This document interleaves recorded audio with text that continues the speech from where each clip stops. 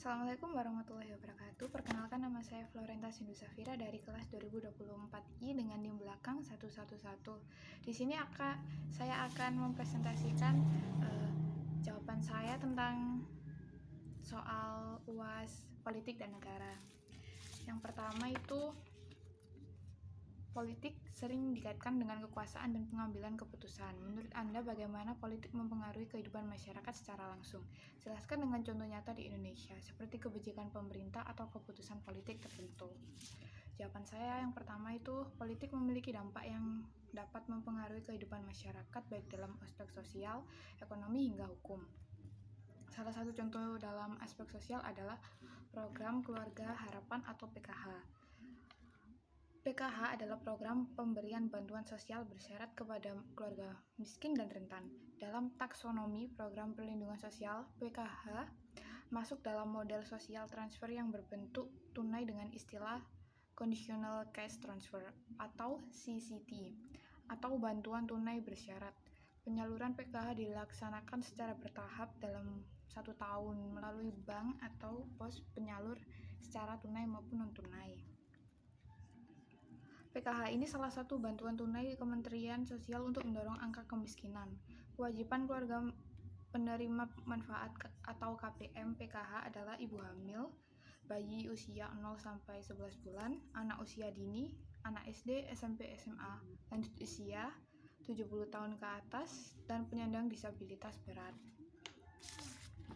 Nomor 2, bagaimana peran Pancasila sebagai dasar negara dalam menjaga stabilitas politik di Indonesia? Jelaskan dengan contohnya. Jawaban saya adalah, Pancasila merupakan dasar negara Indonesia yang artinya Pancasila menjadi pedoman sikap hidup, pandangan hidup, sekaligus sumber hukum Indonesia. Dengan nilai-nilai yang terkandung di dalamnya, Pancasila memainkan peran penting dalam menjaga stabilitas politik. Sebagai contoh, dalam sila kedua yang berbunyi kemanusiaan yang adil dan beradab, yang menekankan pentingnya memperlakukan setiap individu dengan adil dan beradab seperti memperjuangkan hak asasi manusia atau HAM. Misalnya para mahasiswa yang memperjuangkan hak-hak perempuan dan anak-anak. Yang ketiga, analisislah kelebihan dan kekurangan sistem multipartai yang diterapkan di Indonesia. Berikan contoh kasus nyata yang menunjukkan pengaruh sistem ini terhadap stabilitas pemerintahan. Jawaban saya adalah, sistem multipartai merupakan sistem di mana lebih dari 2 partai memiliki peluang nyata untuk mendapatkan kursi di parlemen dan mempengaruhi kebijakan pemerintah. Sistem ini memiliki kelebihan dan kekurangan. Kelebihannya adalah representasi lebih luas. Sistem multipartai memungkinkan berbagai kelompok sosial, ekonomi, dan politik untuk diwakili dalam pemerintahan. Ini meningkatkan inklusivitas dan representasi berbagai sudut pandang. Yang kedua, keseimbangan kekuasaan. Dengan adanya banyak partai, kekuasaan tidak terkonsentrasi pada satu partai saja, sehingga mengurangi risiko dominasi politik dan mendorong adanya pemeriksaan dan keseimbangan kekuasaan. Selanjutnya ada kreativitas dan inovasi. Persaingan antar partai sering kali mendorong terjadinya kreativitas dan inovasi dalam kebijakan publik karena setiap partai berusaha menawarkan solusi yang menarik bagi pemilih. Yang terakhir ada partisipasi politik yang lebih aktif. Dengan lebih banyak partai, masyarakat memiliki lebih banyak partai politik yang dapat meningkatkan partisipasi politik dan keterlibatan warga dalam proses politik. Kekurangan sistem multipartai itu ada 1. Instabilitas pemerintah.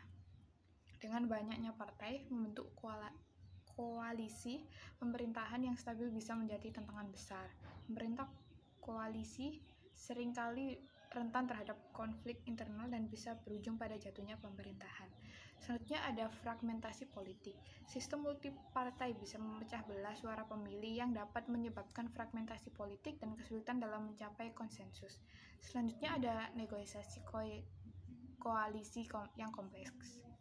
Pembentukan koalisi yang efektif membutuhkan negosiasi yang rumit dan seringkali memakan waktu, sehingga dapat memperlambat proses pengambilan keputusan.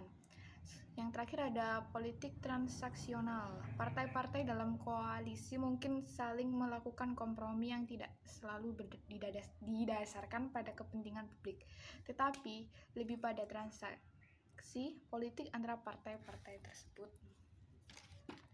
Nomor 4, dalam sistem politik Indonesia, partai politik memiliki peran strategis, namun tidak jarang partai politik lebih mementingkan kepentingan elit daripada masyarakat. Jika Anda memiliki wewenang, langkah apa yang akan Anda ambil untuk mereformasi partai politik agar lebih inklusif dan demokratis? Jawaban saya itu, jika saya memiliki wewenang, saya akan melakukan hal-hal berikut. Yang pertama, merevisi undang-undang partai politik.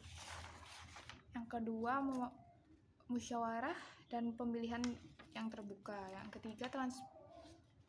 ketiga, transparansi dalam seleksi calon. Yang keempat, pelaporan keuangan berkala. Yang kelima, kepatuhan pada prinsip demokrasi.